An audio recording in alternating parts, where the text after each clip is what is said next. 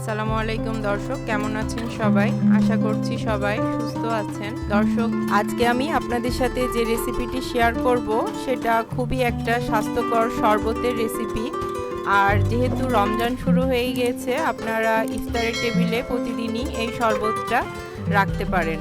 তো আমি আজকে আপনাদের তৈরি করে দেখাবো বেলের শরবত। তো চলুন দর্শক, রেসিপিটি শুরু করা যাক। বেলের শরবত তৈরি করার জন্য আমি এখানে একটা পাকা বেল নিয়ে নিয়েছি।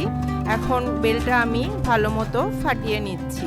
দর্শক, বেলটা দেখে নিশ্চয় বুঝতে পাচ্ছেন যে বেলটা কত সুন্দর পাকা, খুব সুন্দরভাবে ভেঙে গেল। এখন আমি একটা চামচের সাহায্যে বেল থেকে আঁশগুলো ছাড়িয়ে নিচ্ছি।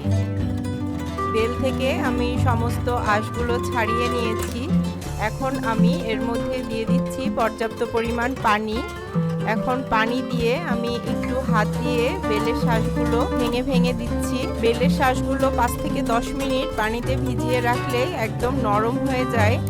এখন আমি ভালো করে শাঁসগুলো চটকে নিচ্ছি, নিয়ে এর মধ্যে থেকে সমস্ত বেলের বিচিগুলো বের করে নিব। বেলের আঁশগুলো থেকে এইভাবে আমি সমস্ত বিচিগুলো বের করে নিচ্ছি। দর্শক, এই কাজটা যদিও একটু কষ্টের কাজ, কিন্তু হেলদি খাবার খেতে গেলে একটু কষ্ট তো করাই লাগবে। এখন আমি সমস্ত বিচিগুলো বের করে ফেলে বেলের মিশ্রণটা একটি জগের মধ্যে ঢেলে নিচ্ছি। আমি বেলের এই মিশ্রণের মধ্যে 4 কাপ পরিমাণ মেজারমেন্ট কাপের পানি দিয়ে দিয়েছি। এর মধ্যে দিয়ে দিচ্ছি হাফ কাপ পরিমাণ চিনি। দর্শক, মিষ্টিটা আপনারা আপনাদের পছন্দ মতন দিবেন। এখন আমি চিনিটা ভালো করে মিশিয়ে নিচ্ছি।